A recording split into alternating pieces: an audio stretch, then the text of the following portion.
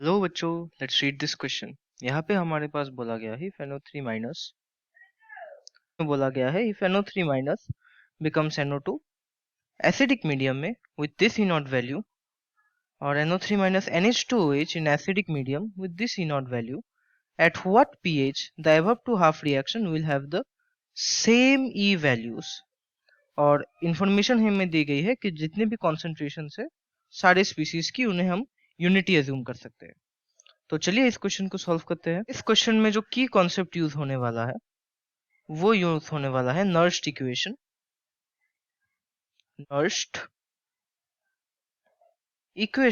लेकिन nursed equation को apply करने के लिए हमें transfer electrons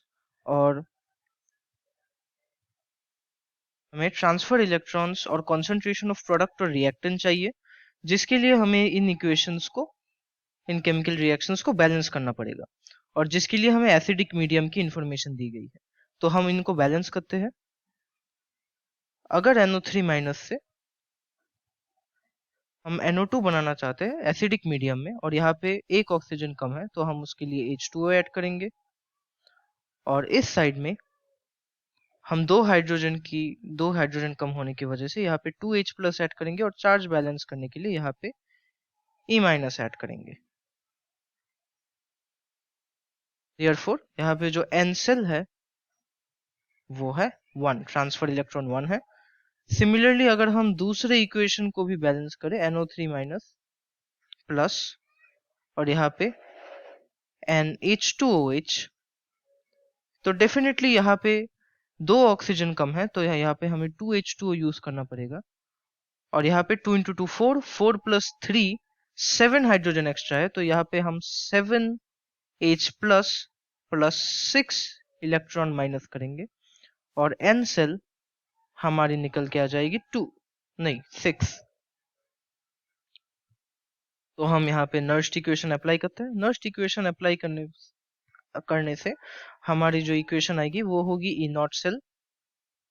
E naught cell minus 0.059 by 1 log of 1 by hydrogen concentration whole square is equal to E naught cell minus 0.059 by 6 log 1 by hydrogen concentration to the power 7। हमें pH निकालने के लिए negative logarithm of hydrogen concentration निकालना पड़ेगा, जो कि इस equation से निकल जाएगा। तो हम इस इक्वेशन में सारे वैल्यूज को पुट इन करते हैं। यहाँ पे हम पुट इन करेंगे 0.790 वोल्ट को, यहाँ पे हम पुट इन करेंगे 0.731 वोल्ट को, और वो सारे वैल्यूज पुट करने के बाद हमारे पास जो इक्वेशन निकल के आती है वो है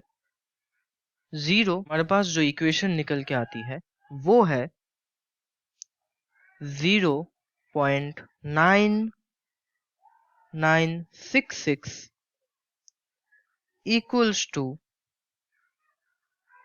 log of 1 by hydrogen concentration whole square minus